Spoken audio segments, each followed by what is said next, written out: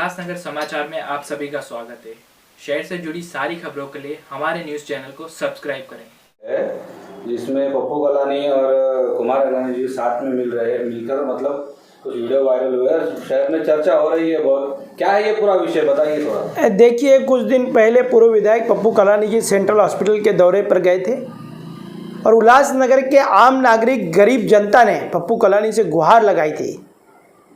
और जो थैलेसीमिया के जो बच्चे हैं हमारे, उन बच्चों को खून की कमी है और उस गंभीर विषय को लेकर पप्पू कलानी जी ने थैलेसीमिया वार्ड में जाकर हर एक बच्चों से मुलाकात की, उनकी समस्या सुनी, आला अधिकारियों से बैठक, आला अधिकारी भी वहाँ पर थे, उनसे भी चर्चा की।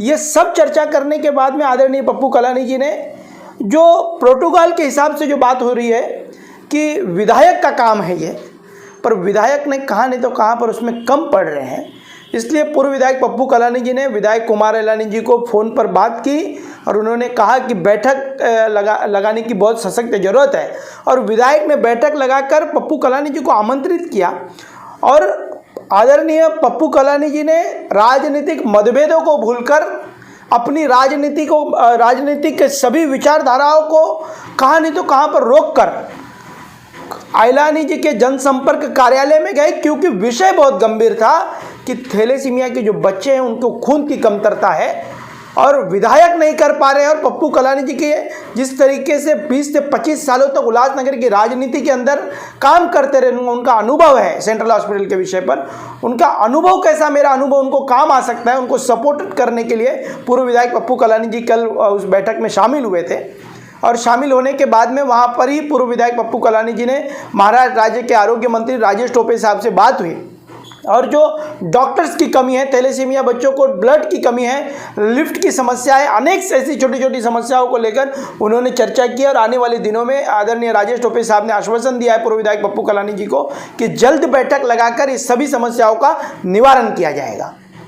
पर हमदर्द जी ने कहा है कि इनकी बहू जो है वो भाजपा में है और ये भी भाजपा में आएगा, तो उसका स्वागत है। देखिए, ये गलत बात है। पंचम कलानी जी टीम ओमी कलानी के नगर सेविका है, हमारी पक्ष है, हमारी पार्टी है, स्वतंत्र विचारधारा है हमारी। और आज ओमी कलानी जी के अध्यक्षता में हम महाविकास आघाड़ी के साथ में हैं। बात रह गई कि उन्होंने कहा, जो आप बता रहे हैं, मुझे जो प्रश्न पूछ रहे हो कि ये सब चीज़ों को लेकर कि वो कह रहे हैं कि स्वागत करेंगे। मैं चाहूँगा कि मनपा का जो चुनाव है वो चुनाव आदरणीय ओमी कलानी जी के अध्यक्षता में और पप्पू कलानी जी के मार्गदर्शन में हम चुनाव लड़ने जा रहे हैं। और वो चुनाव में ओमी कलानी जी ने संकल्पना ली है कि भाजपा मुक्त उल्लासनगर करेंगे। जिन्होंने शहर से वादा करने के बावजूद भी कुछ नहीं किया, विकास की गति को रोक दिया जो पिछले राज्य की सरकार ने, ऐसे पक्ष और पार्टी को मुक्त करेंगे।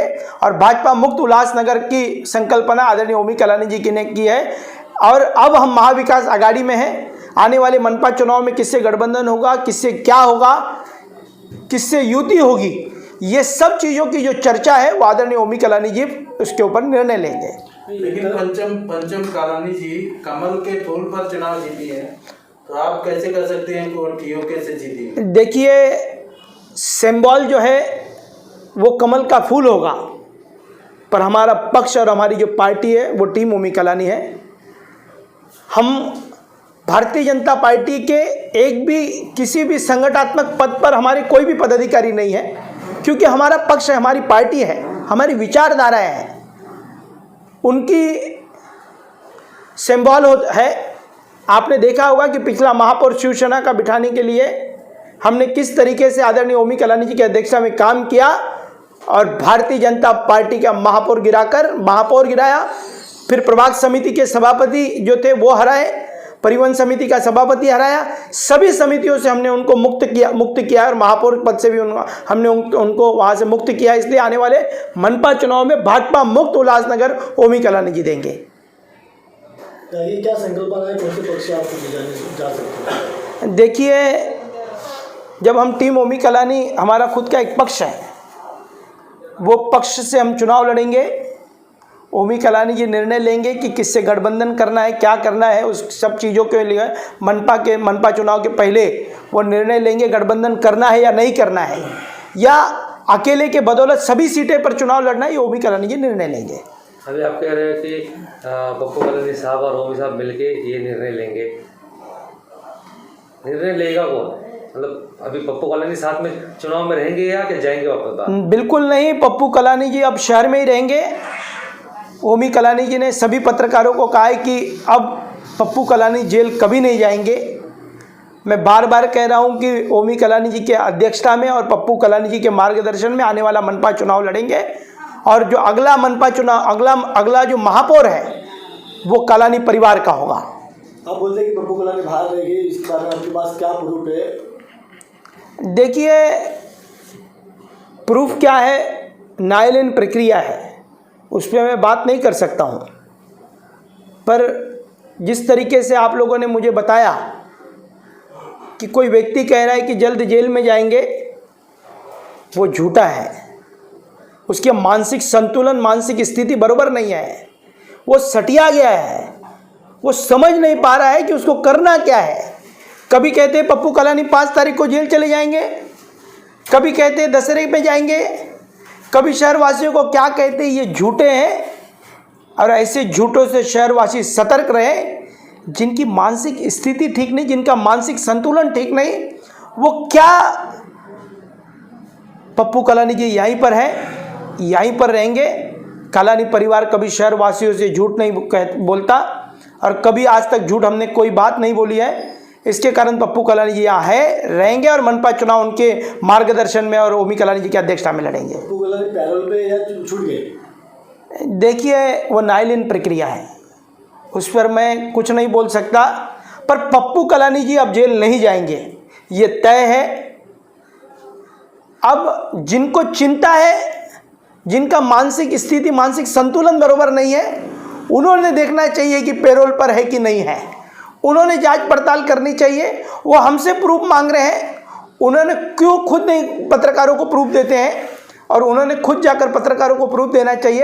ऐसे मानसिक संतुलन के जो लोग, मानसिक संतुलन जिनका तिलमिला गया है, ऐसे लोगों के सवालों का जवाब देना हमारे लिए वेस्ट ऑफ टाइम है।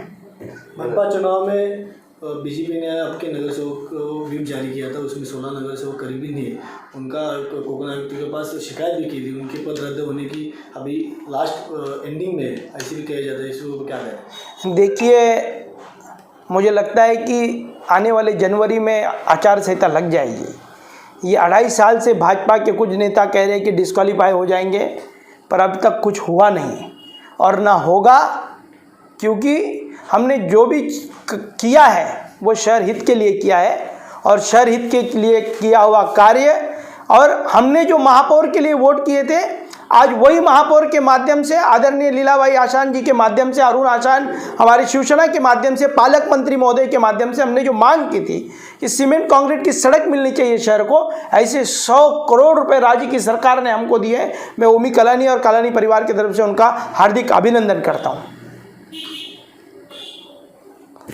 सबसे पहले पूरे शहरवासियों को नवरात्रि की शुभेच्छा और शुभकामना दे रहा हूँ। काफ़ी दिनों से सोशल मीडिया में एक चर्चा चल रही है कि पप्पू कलानी बोल रहा है कि मेरी जो पेरोल है वो 99 साल हो गई है, और उसका बेटा ओमी बता रहा है, सोशल मीडिया पे बाइट दे रहा है कि मेरा पिताजी अभी कभी वापस जेल नहीं जाएगा। ये सरासर बेबुनियादी बातें हैं। ये सिर्फ झूठ और झूठ के आधार पे सब चल रहा है। जैसे कि 2022 में उल्लासनगर में कॉरपोरेशन इलेक्शन जो होने जा रही है, उनके लिए उनको ये कोई दूसरा मुद्दा नहीं, तो ये मुद्दा लेके उतरे हैं। और ये कोई नई बात नहीं है। जब भी उल्लासनगर में इलेक्शन आती है, इनकी राजनीतिक दुकान चालू हो जाती है और चॉकलेट बनाने की जो फैक्ट्री है वो चालू हो जाती है, और पूरे शहरवासियों को ये चॉकलेट पे चॉकलेट देते जा रहे हैं इलेक्शन के टाइम पे। और ये शुरू से जो इतिहास गवाह है, राजनीतिक जो है, कलानियों की राजनीतिक है, वो झूठ के आधार पे अपनी दुकान चलाते बैठे आ रहे हैं। ये जो बता रहा है कि 99 साल, ऐसी कोई बात नहीं। अगर उनके पास ऐसी कोई बात है तो वो ऑर्डर की कॉपी पेश करे, सोशल मीडिया पे बाइट देवे, तो देखो कैसे 24 घंटे के अंदर उसको नासिक जेल में मैं वापस बैठा देता हूँ। 3 दिसंबर 2013 को पप्पू कलानी बाबा गैब्रियल, बच्ची पांडे और हर्षद ताज, चारों को मेरे छोटे भाई इंदर भतीजा हत्याकांड में उम्र कैद की सज़ा मिली थी। उसके बाद मैंने हाई कोर्ट में पिटीशन डाला कि मेरे छोटे भाई इंदर भतीजा के बाद पुलिस संरक्षण था और उनकी हत्या जो है पुलिस संरक्षण के अंदर हुई थी। ये कोई साधारण केस नहीं, रेयरेस्ट ऑफ रेयर केस है। इसमें इनको सबको फांसी दी जावे, चारों को। तो हाई कोर्ट ने मेरी जो है फांसी की जो याचिका नामंजूर की, लेकिन जो उनकी लाइफ थी, जो कल्याण कोर्ट ने लाइफ दी थी, उनको सबको मरे पर्यंत तक एनहांस किया, जो आज तक बरकरार है। फिर उसमें 2018 में हर्षद ताहिर शेख की ने सज़ा की कम करने की गुहार लगाई थी होम मिनिस्ट्री में। तो होम मिनिस्ट्री ने उनकी 18 अगस्त 2018 में उनकी जो सज़ा जो मरे पर्यंत तक थी उसको 28 साल में कन्वर्ट की। और फिर बाद में बाबा गैब्रियल ने भी वापस वही गुहार लगाई कि मेरी सज़ा कम की जाए। तो 4 जनवरी 2021 को गृह मंत्रालय ने उनकी जो सज़ा है वो 26 साल की। मैंने फिर हाई कोर्ट में, औरंगाबाद हाई कोर्ट में अपील, ये रिट पिटीशन फाइल की। और एक वेल सेटल लॉ है, अगर आप एक ही केस में हैं और एक ही गुनाह में हैं और एक ही आईपीसी सेक्शंस लगे हुए हैं और एक ही सज़ा आपको तय की हुई है, जो एक आरोपी को जो रिमिटेशन मिलती है वो सबके ऊपर वो ही रहती है। तो मैंने कोर्ट से गुहार लगाई कि जो 2018 में बाबा इसकी हर्षद ताहिर शेख की जो सज़ा 28 साल थी वो सही है, या जो 4 जनवरी 2021 की बाबा गैब्रियल की 26 साल की है वो सही है। दोनों में से एक सही है या एक गलत है, अभी कोर्ट ही मेरे को तय करके बताए वो क्या है। तो कोर्ट ने वो मेरी जो है पिटीशन नामंजूर की है और बाबा का जो है 26 साल की हुई है। इस दरमियान बच्ची पांडे की जो सज़ा है वो 26 साल पूरी हो गई। उसने वो सज़ा काट के वो बाहर अभी रिहा हुआ है, लेकिन उसको 26 साल पूरे तय करने पड़े जेल में। अभी उसके बाद अभी ये जो बता रहे हैं कि पप्पू बता रहा है कि अब मेरी जो पेरोल है या मेरी सज़ा माफ़ हुई है। जो मैंने गवर्नर को 2020 में सितंबर के महीने में प्रोटेस्ट पिटीशन फाइल की थी, वो अभी तक तय हुई नहीं है। जब तक मेरी पिटीशन अभी तक तय नहीं हुई है तो उसकी सज़ा माफ़ करने का कोई सवाल ही नहीं उठता है। मैं बताना चाहता हूँ शहरवासियों को कि कितनी झूठ के आधार पे ये बेबुनियादी बातों पे भ्रमित करते हैं शहरवासियों को, जो इनके ऊपर विश्वास रख के बैठते हैं, जो कितना मिसगाइड कर रहे हैं अपने स्वार्थ की राजनीति के लिए कि 2022 के इलेक्शन में कि ये उनके पास अभी कोई मुद्दा नहीं है। मैं आपको एक बता दूं, एक छोटा एग्जांपल। 92 में जब पप्पू अरेस्ट हुआ था, एक पेपर था मनोहर जेसवानी का, देश भगत। वो आए दिन 92 में लिखता था पप्पू 8 दिन में आएगा, 8 दिन में आएगा, 8 दिन में आएगा। वो एक ही बैंड बजाता, एक ही बीन बजाते आ रहा था, 8 में आएगा। आया 8 साल के बाद कि उनको मालूम है कालानी परिवार की जो है दुकान जो है पप्पू के नाम से चलती है।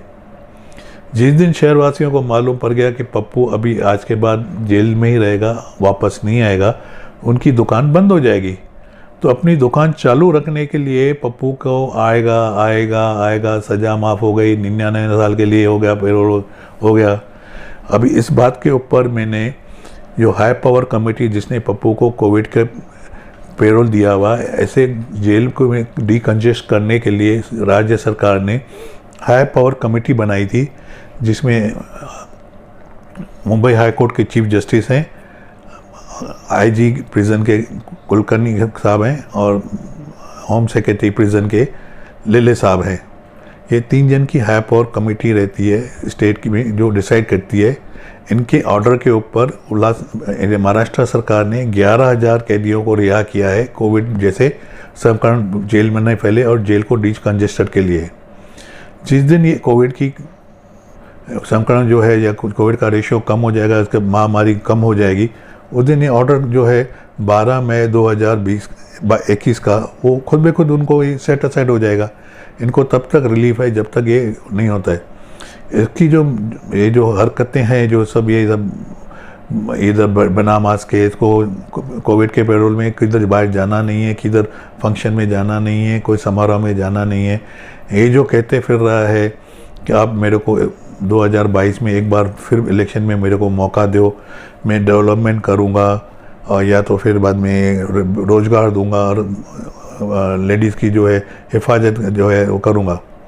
मैं ये पूछना चाहता हूँ कालानी परिवार से, 86 से लेके 2021 तक 35 साल में 5 बार आपके परिवार के एमएलए थे। 4 बार पप्पू एमएलए था, 1 बार श्रीमती ज्योति कालानी।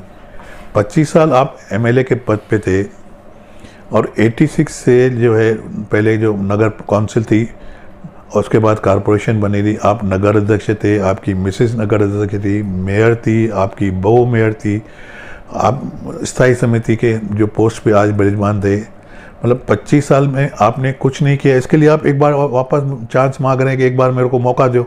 आप मतलब खुद मान रहे हैं, खुद कन्फेस कर रहे हैं कि मैंने 25 साल में हम लोग ने कालानी परिवार ने कुछ डेवलपमेंट नहीं किया है।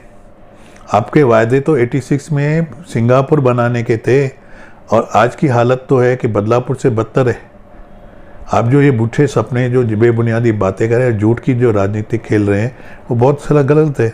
और ये जो 99 लीज का तो आज तक न किसी को मिला है न किसी को मिलेगा। ये आपकी मनगढ़ंत कहानियाँ हैं उल्लासनगर की जनता को बेवकूफ़ बनाने के लिए। मेरे को तो ऐसा लगता है कि इनकी पप्पू की बढ़ती उम्र को देखते हुए 70+ हो गया है। मेरे को ऐसा लगता है इनका मानसिक संतुलन बिगड़ गया है। मेरा मशवरा उनके घर वालों से है कि कृपया करके इसको आप अच्छे साइकेट्रिस्ट को दिखाइए और उनका अच्छी तरह से इलाज करें, ताकि ये बचकाने हरकतें, बचपन बुद्धि वाले जो काम है कि 99 साल ये है वो है ये हरकतें करना बंद करें और एक वास्तव की ज़िंदगी जिए। और बहुत जल्द मैं हाई कोर्ट में पिटीशन फाइल करने जा रहा हूँ। मैंने तो कंप्लेन तो हाई पावर कमेटी में की हुई है, पुलिस कमिश्नर को की हुई है, कलेक्टर को की हुई है कि इनका पेरोल इन्होंने वायलेशन किया है, तो इनका पेरोल जो है कोविड पेरोल उनका कैंसिल किया जाए। ये मैंने सब जगह लिखित में शिकायत भी की हुई है और बहुत हाल में बहुत जल्दी मैं हाई कोर्ट में रिट पिटीशन भी फाइल करना चाहूँ कि पप्पू कालानी का पेरोल कैंसिल किया जाए।